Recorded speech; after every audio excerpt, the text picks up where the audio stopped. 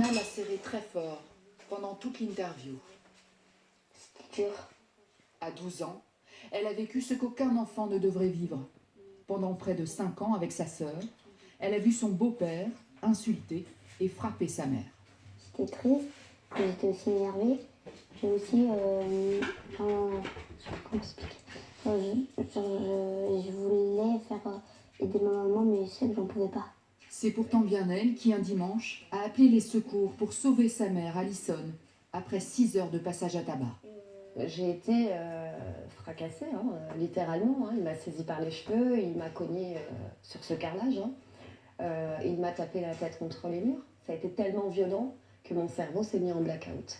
Pour ces faits, cet homme purge actuellement une peine de 19 mois de prison. Qui suis-je? Vous êtes Lana la plus belle, la plus gentille, la reine. Malgré les éclats de rire bien de son âge, Lana doit lutter au quotidien contre les phobies qu'elle a développées à cause des violences. Avec ma soeur, du coup, pendant qu'elle était en train de faire du mal à ma mère, on a tout le temps été ensemble. En fait, j'arrive pas à dormir toute seule. Je sais pas pourquoi j'ai peur, alors pourtant je suis grande, mais j'ai peur de dormir toute seule. Je pense qu'il peut même pas imaginer en fait ce qu'il a causé derrière lui. Je pense pas qu'il peut imaginer ça. Un traumatisme que beaucoup d'enfants devenus adultes ont du mal à soigner. À 22 ans, Amélie n'a plus de doudou, mais elle s'est accrochée à sa tasse de thé pendant toute l'interview.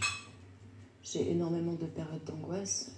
Je suis actuellement suivie par mon médecin traitant qui m'aide beaucoup. Et oui, c'est vrai que ça m'arrive au quotidien. Quelque chose qui tombe, un bruit sourd ou même des pas un peu trop lourds, ça peut me faire angoisser. Et la naissance de sa fille il y a quelques mois a ravivé des plaies profondes. J'ai eu peur de reproduire ce que j'ai vu, entendu, vécu. J'ai eu peur de rabaisser sans le vouloir.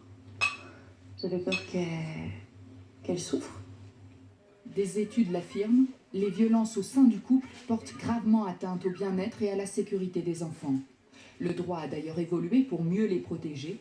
Pas moins de 4 lois votées en 10 ans. Mais ce juge des enfants, comme d'autres, pense qu'on peut aller plus loin. La phrase « un mari violent est un père dangereux » doit se traduire de façon beaucoup plus nette dans les pratiques des professionnels. Et pour que nous soyons une société plus protectrice encore, il faut aussi qu'elle se traduise de manière très nette dans la loi. La justice et ses insuffisances. Hélène, qui souhaite rester anonyme, nous en a parlé. Son ex-conjoint vient d'être condamné au pénal pour violence conjugale. Parallèlement, le juge aux affaires familiales a accordé un droit de visite au père au sein d'une association et des sorties sont autorisées en dehors des locaux pendant ces visites, sans personne pour les encadrer. Une décision qu'elle estime irresponsable.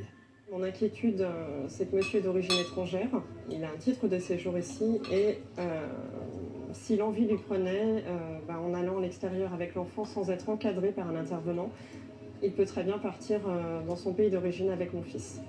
Parce qu'il n'y a pas eu de... Il n'y a pas d'interdiction de sortie de territoire malgré ma demande. Mais sans même la crainte d'un